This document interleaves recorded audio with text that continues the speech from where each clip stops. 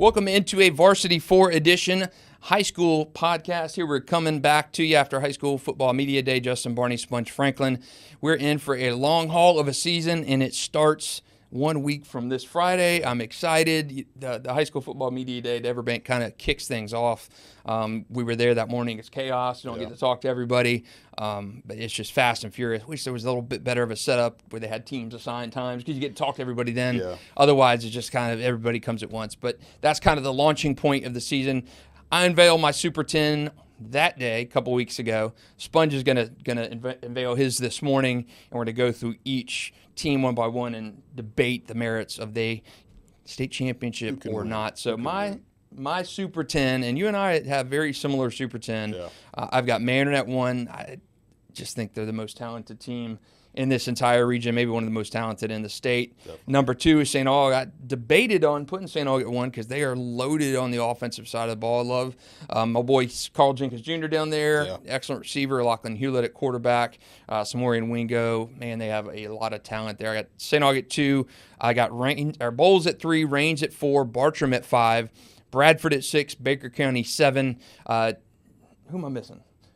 You skip Riverside. Riverside. I got Riverside. They're bumped up there. You had them at you had them behind Bartram. Bartram at 5, Riverside 6, Bradford 7, Baker County 8, Trinity 9, and all the way at 10, Creekside. I love that Knights offense. So that's my 1 to 10. I think you and I have a very similar. Yeah, 1 through 3 are the same. I've got obviously Mandarin 1, St. Aug 2, Bolles 3. I've got Riverside at 4. I kind of like what they've got going on over there. I've got Rains at 5, Bartram at 6, Bradford 7, and then my 8th team, I've got Creekside up a couple spots from you. Then I've got it kind of shuffled where I've got Trinity and Baker as your 9 and 10 team. So we've got pretty much all the same 10. It's just where do we have them ordered? So there's a little bit different order, and it's who's your out of the fringe teams? You got anybody like that you would like maybe put in there? I would say if I'm putting a fringe team in, I would put basically your 11, 12 I would team. put Fletcher, Nice, Ponte Vedra, Oakleaf, those kind of teams, and maybe a UC. That's right where I debated on putting Fletcher in over Baker County because I think C4's done a heck of a job over there, and I think he's good. I know he lost some guys, especially the quarterback position, so they're going to have to replace that spot, which is always important in high school football, but I still think they're pretty good in place, and I also do I think Oakleaf's going to be better. I do think Nice is going to be good. It's just the problem is you look at some of those schedules, and you're like, man, they got a tough road. If you look at Fletcher's schedule, that was the other reason why I was thinking about putting them in there. Their first 5 games are winnable, so they come out the gate 5-0 or something, and we're definitely going to be talking about them. But I think the 10 teams we got in there are all pretty solid teams and probably the best in the area. Yeah, I think consensus, and we have no variation in that in terms of the teams we have in there. I think it's just the order of some of those. Interesting you got Riverside over Rains. It's more so, that was obviously a controversial game last year. Riverside got the win. I like the quarterback playing Glenn Foreman. Obviously, didn't Rains get the win? I thought Rains got the Did Rains get the controversial win? It might have been Rains. I just know there was a bunch of the clock didn't start, 2-point play. It was whatever happened at the end of the game. I think you are right. Yeah, Rains won. I think Riverside probably should have won, but then Rains got the win. Yeah, that's what it was. So it was a chaotic finish. There was a lot of controversy. It was wild. It was wild. But I feel like the playmakers at Riverside with Kendrick, Tayshawn, Glenn Foreman at quarterback. Like I say, those guys are going to be a problem this year. Now, don't get me wrong. Rains has got the defense. They got the big horses up front on the offensive line and the defensive line. It's always going to come down to who is playing quarterback, who are the skill guys that I know they got some influx of transfers over there too. Whenever that game plays, it's going to be a heck of a ball game too. So, like I said, that's one to look forward to, on the season when that one comes up. But I don't know. I'm just being a little different, I guess. Yeah, and nothing wrong with that. I like Riverside.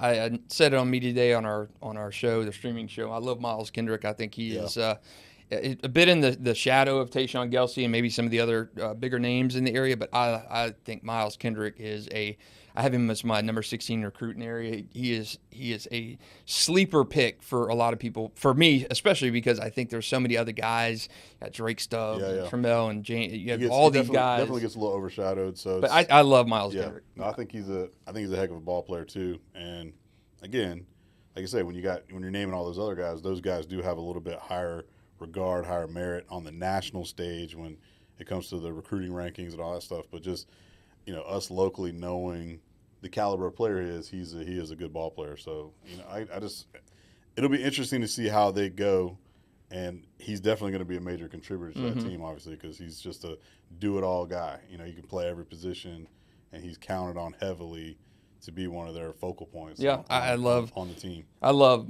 the versatility of Miles Kendrick and what he brings to Riverside. So that's interesting, though. You have Raines, you and I have Raines on Riverside, flipped by a couple spots. Yeah. So you had. I mean, Raines is right there. So you had Raines. Put it this way: Raines and Bolles play week 1. Yeah. If Raines knocks Bolles off, then I'm changing my tune. Yeah. So you got Riverside at 4. Yeah. Riverside at 4, and I have Raines at 4 right behind Bolles. So interesting stuff. But I do like when talking to Antoine Nicholas at Media Day, and he said, "All right," and he pointed in the camera and said, "Put it on record." Yeah. So they're coming out with guns blazing here at the backyard this season. All right, so let's go through our top 10 list in terms of teams who can actually win a state championship. And I asked guys, coaches, and players at High School Media Day, what's your realistic expectation? Because everybody says week 1, and you have that confidence. Or you're going to win a state champ. No, you're not. You're not. Yeah.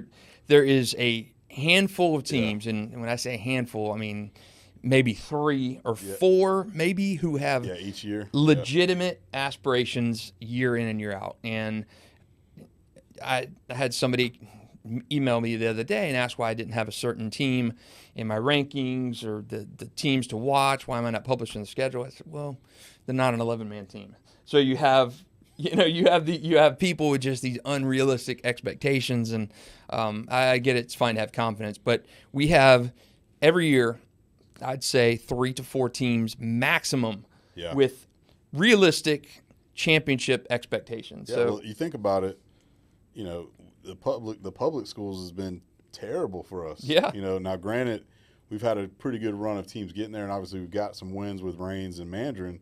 But I mean, think about it. We were shut out for 50 years. Yeah. It seemed like. So the private schools were the teams that always had the state championships and the runs of the Bolles and the Trinity and the UCs.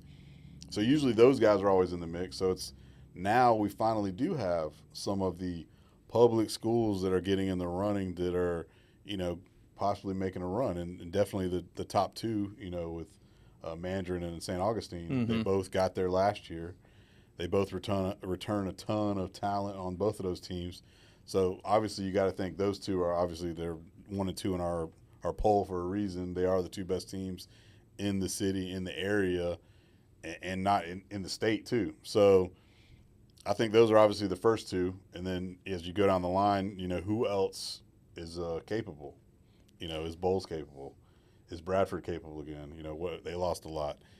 Can Trinity make a run to get there just to get their doors blown off, by Chaminade? So I think legitimately there's probably four to five. We have a pretty good amount this year, but, it's going to come down to navigating when you get to that, Final 4 to get to the state championship game.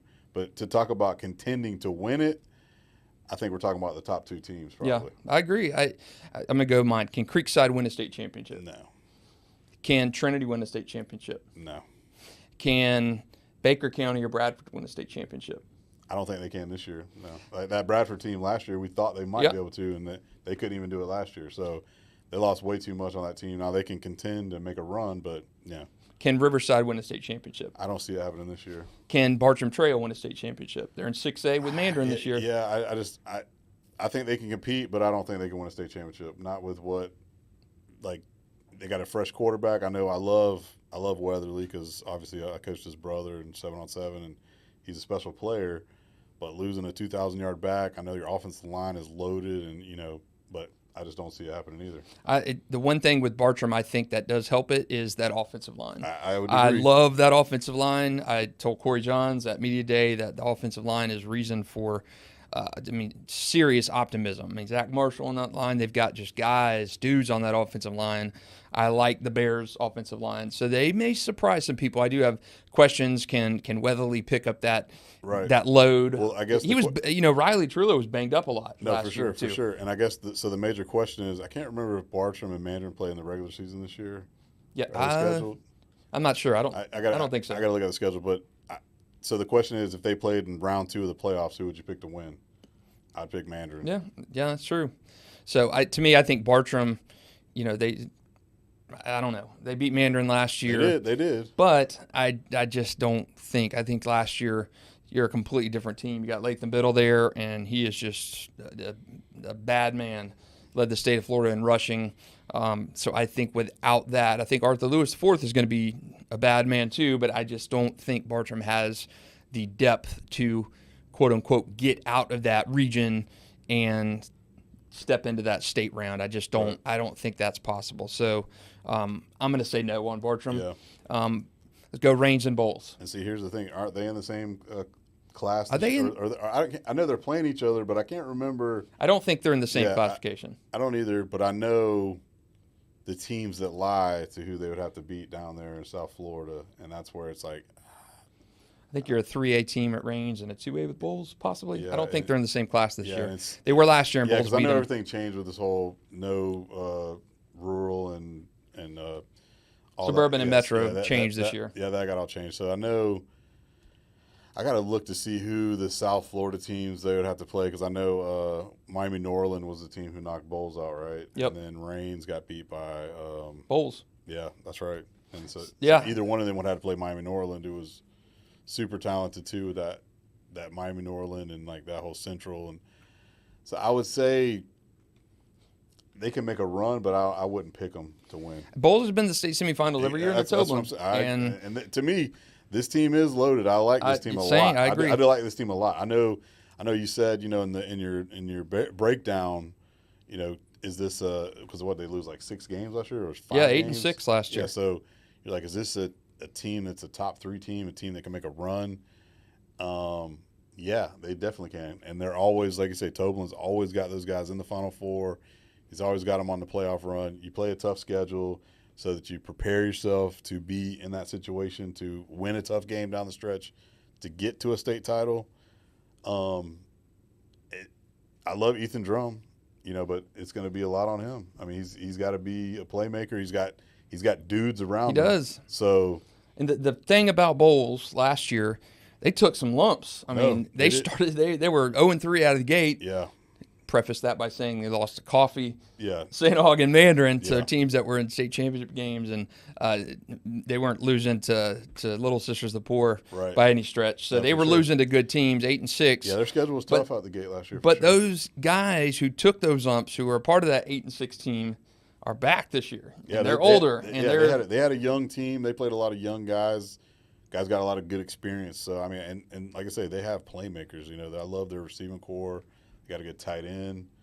If Ethan can just distribute the ball, defensively they should be pretty good. So, like I say, I'm excited to see what they can do. So, with Bolles, like I say, you always have a shot, I guess. But as far as winning the state, I don't know. That's a question. It's tough. Bolles is 2A this year. Range is 3A, and I do like both of those teams to potentially make it to the state semifinals, because I think this is a special year for Donovan, Maslin, and Rains, and also to them academically. They got their B school this year, so let's celebrate the academic success of Rains too for the first time in when the school grade. So that's awesome for those guys over there. Yeah. Solomon Thomas, John Simon, those are Super 11 guys, Super 16 guys for me, Super 11 guys for Times Union.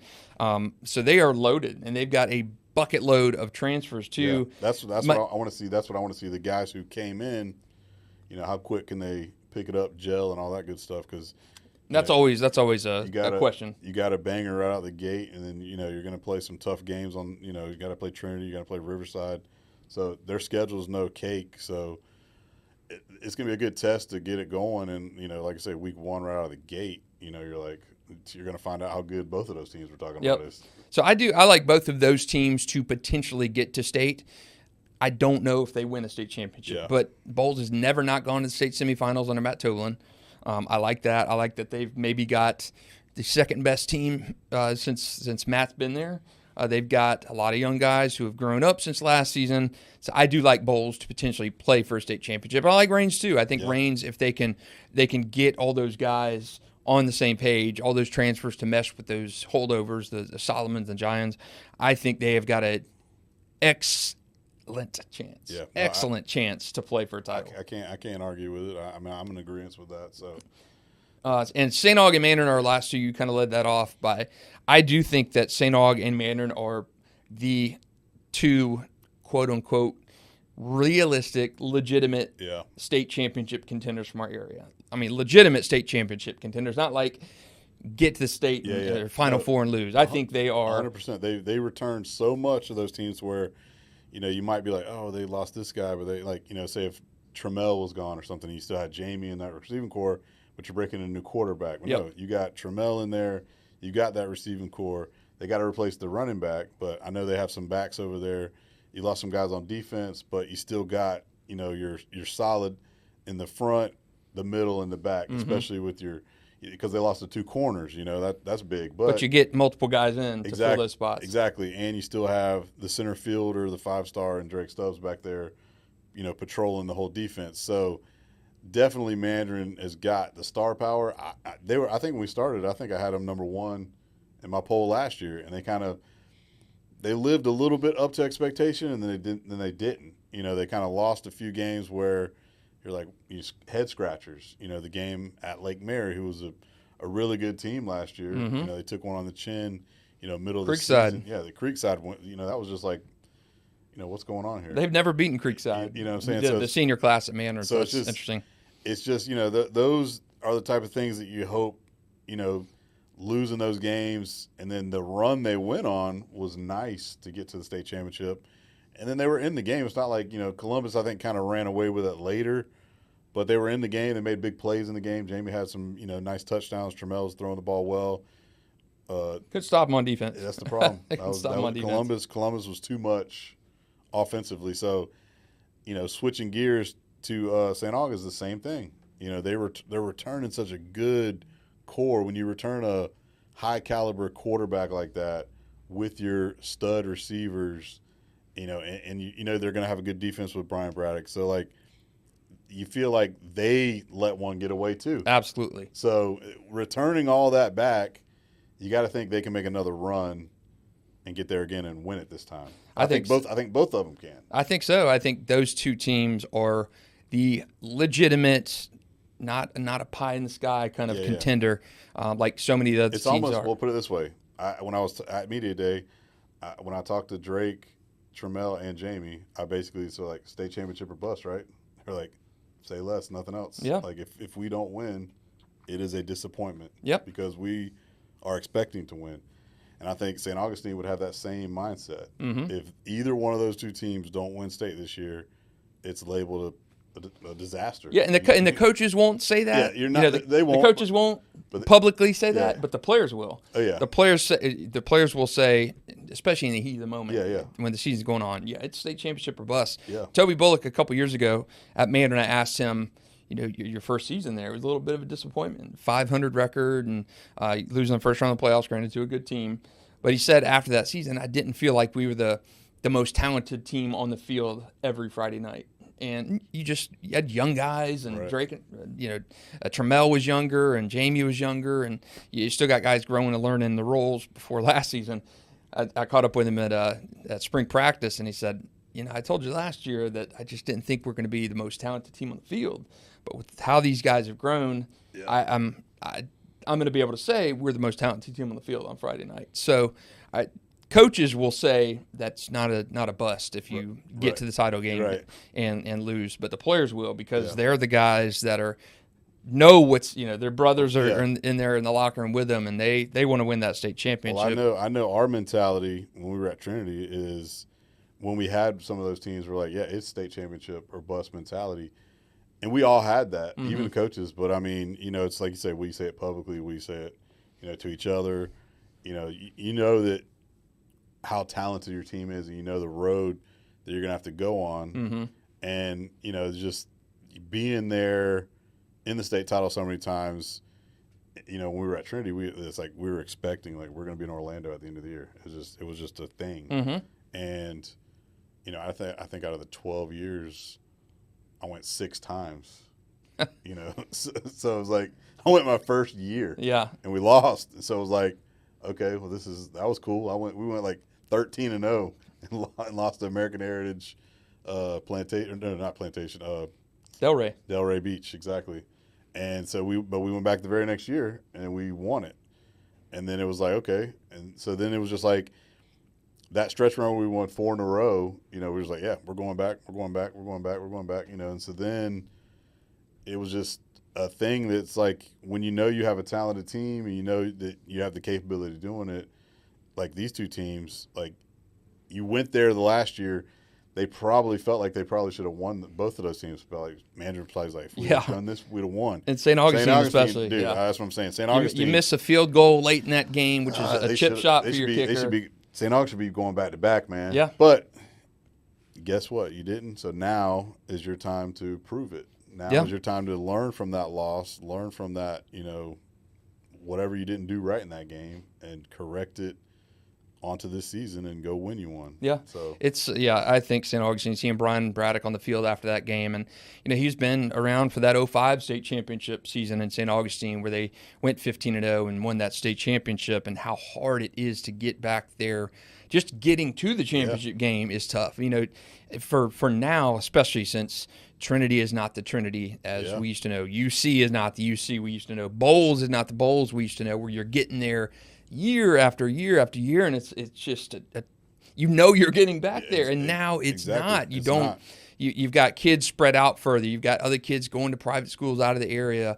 Open enrollment has kind of diluted things, so you don't see those traditional powerhouses. I mean, Bolles, Trinity, and UC. I mean, Trinity and UC have 9 championships apiece. Bolles has got 11. That's a monopoly in terms of state championships. Those guys used to be there all the time. Yeah, we would know like that. Like I say, we would be like, we're going, and then we'd be like, well, UC's going to be down there, Bolles is going to be behind us, because you play those games. Yeah, it's like UC was leading off, and then Trinity and Bolles, you'd always have that. And so that was always cool. And, we were winning, and, that was cool when, like, Raines got there to play Bolles, and then Raines was there playing Coco, and then Bolles was playing Coco, and, like, you had, UC there, and it was like that was always, like, that was who was going to be down there that weekend. And, for Trinity, like I say, this year, I think they're way too young. They don't have the star power like they've had the last couple seasons. But I think there are some stars in the making, possibly. So that's going to be fun to watch those young guys. I think it'll be like a Bolles situation last year where you lose games.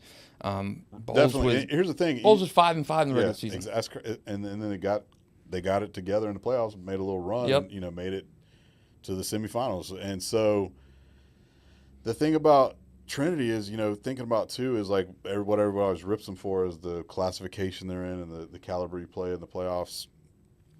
It's changed to where, like, sometimes it is a little easy run early, but then those teams do stiffen up to where if, like, you're playing like a Trinity Catholic or a Tampa Catholic, a Clearwater Central Catholic, like, people don't realize those are some pretty good dang teams. They have gotten like those teams.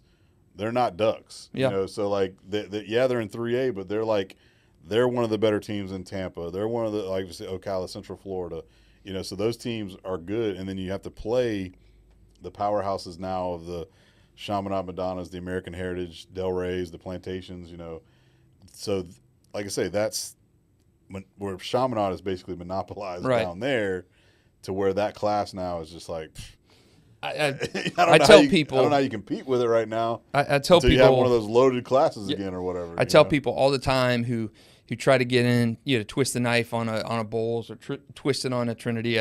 I remember when Corky Rogers was still alive and going and talking to him in the weight room and stuff, and kind of picking his brain about nostalgic things. And he said, Justin, we are not like we were in the 90s or early 2000s. Bolles, people still have this misconception about Bolles, current era, are like the Bolles in the 90s when you're plucking the guys from the Robert Pollards and Right. the Sam Matthews and Travis Carrolls. You're getting all these guys from all over the place, and you just got ringers on that team. Yeah. Now, if you look at what even the latter years of Corky and then to Wayne Belger and then now into Matt Toblin, you do not have that arsenal of player. You do not. No. Bolles has changed in that time.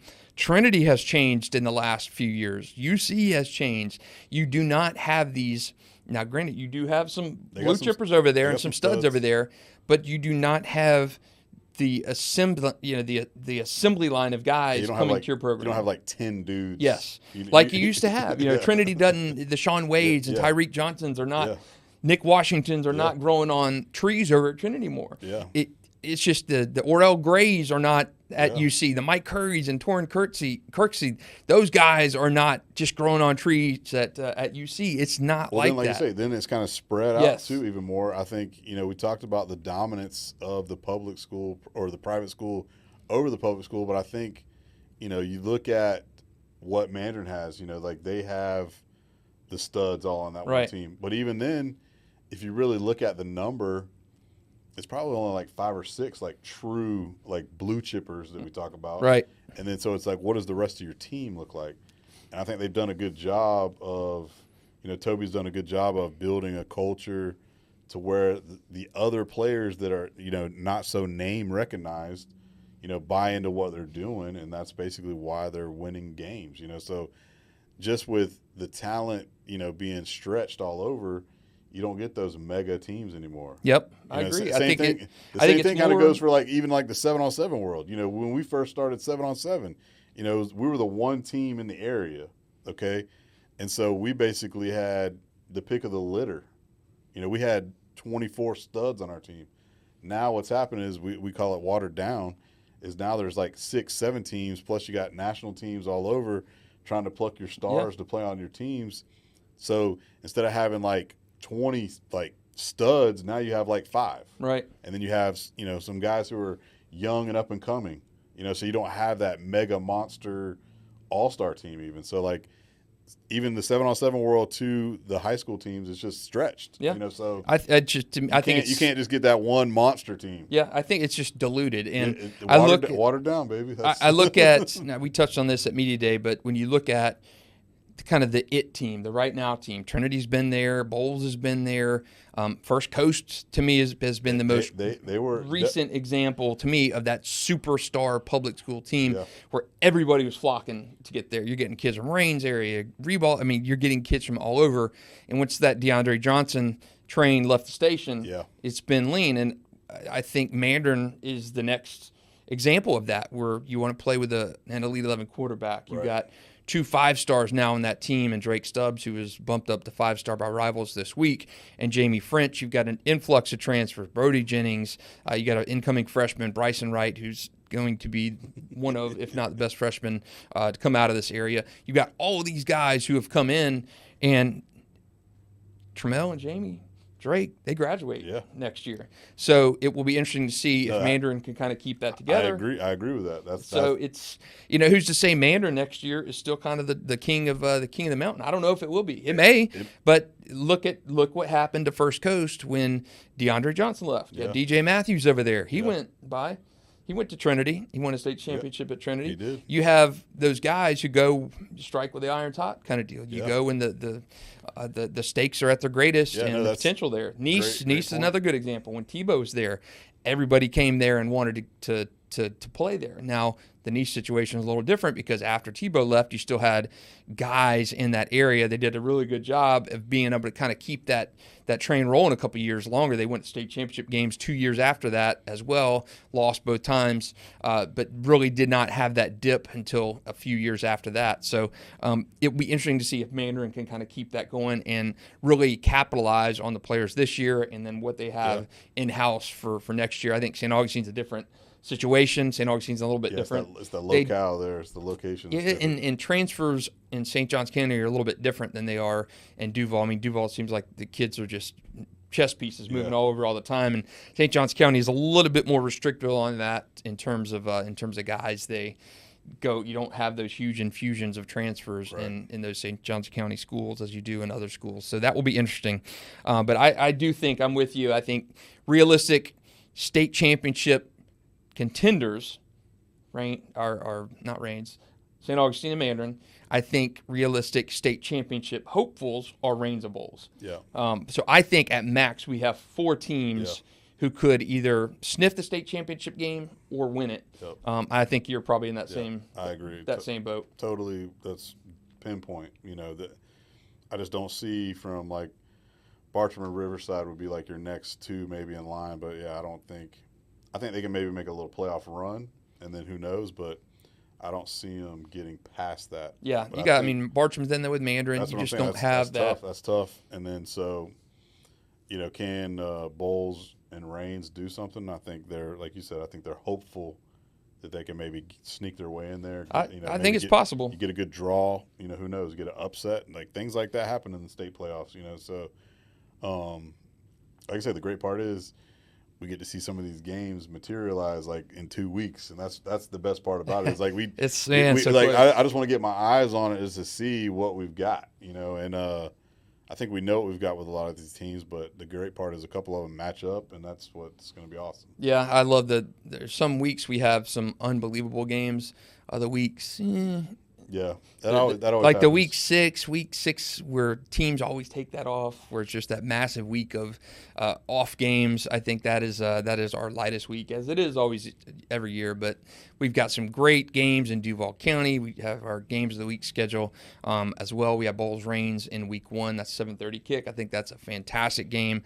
Asked Mac Jones at Jaguars practice about it if he remembers his last Bolles Reigns game. I was going to quiz him and see if he remembered, because I was at that game. He said, "Yep, 60-20." I said, "Man, you're pretty good, Mac." So they smashed Reigns in that regional final on their way to the state championship game that year. 60-20 is what Bolles did in that game. It was just an absolute onslaught, but Reigns won the state championship behind H.J. Durham and Duran Wiley that next year. So Bolles Reigns in week 1, that is a fantastic game. Actually asked K.J. Kirkland, too, at Florida State practice. Yeah, okay. Who you got? Bolles Reigns week 1. He said, Reigns all the way. Reigns all the way. Come on, man. Come on.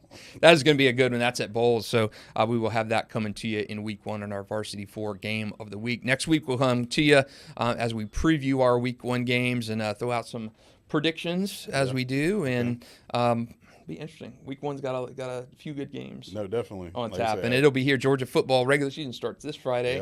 Yeah. We got a Camden Brunswick opener. Okay. So that'll be a nice one for the local Georgia fans. Pierce County, the defending state champion, off this week, so they do not start playing until next week. So good Georgia football action on Friday night. Some Sunshine State Athletic Conference games too for the teams in that smaller independent classification. So they start this Friday with regular season games. So will be interesting to see how those SSAC teams do this season as well. But for our first kickoff edition of Varsity 4 podcast, for Sponge Franklin, I'm Justin Barney. We'll check in with you again next week.